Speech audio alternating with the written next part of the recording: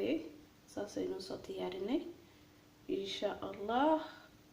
waxayna ku ridaynaa waa bahal aad iyo aad si fiican bay u bislaatay avocado asxaabe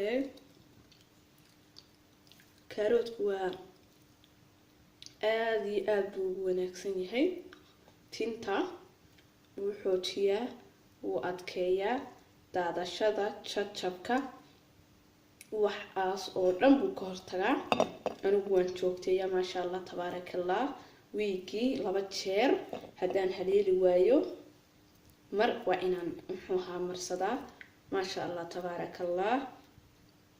waxa kale oo aan sameystay saliidaas oo aan ka sameeyay coconut oil iyo saliid waa 3 saliidood baa isku jira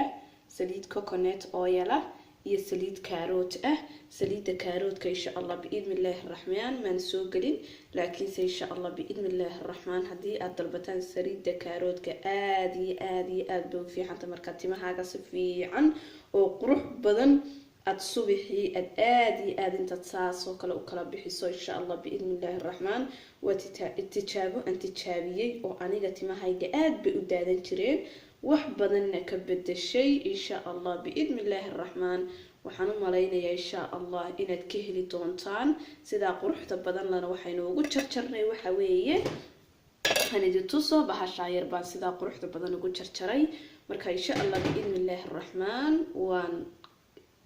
waad ka heli doontaan videoga insha Allah asxaabtiina kalena waad la wadaagi doontaan anigana si aad iiga hanataan waxyaabo qurux badan waxyaabo idin cajab galiya please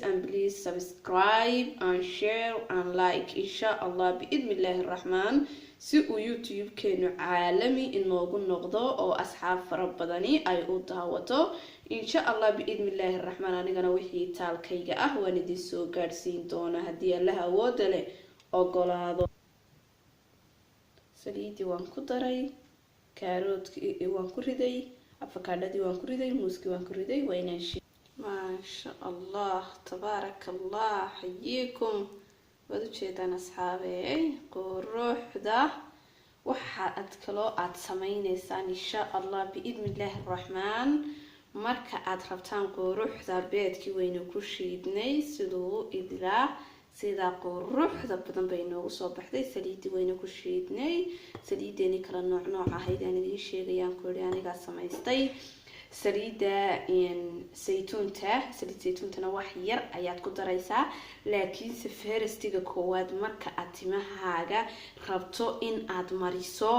muxuu haayay daawadan insha Allah biidnillaahi rahmaan waa inaad marka hore soo feedaa oo aad saliid saytuunta ama saliida karootka labadaas saliidood aan isku dhex daray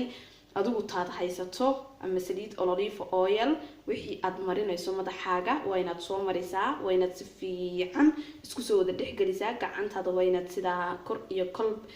iyo kalba waa inaad marisaa insha Allah biidnillaahi kariim wiigi waxaad isticmaali doontaa hadii Allah awood leh ogolaado ma sha Allah tabaarakallah quruxda wada jeedaan asxaabey wiigi 2 jeer isticmaal ama mar hadii Ilaahay idmo qalba wixii waqtiga ku saaciday insha Allah biidnillaahi rahmaan waxa aanan Ilaahay ka baryayaa in oo asxaab badan insha Allah biidnillaahi kariim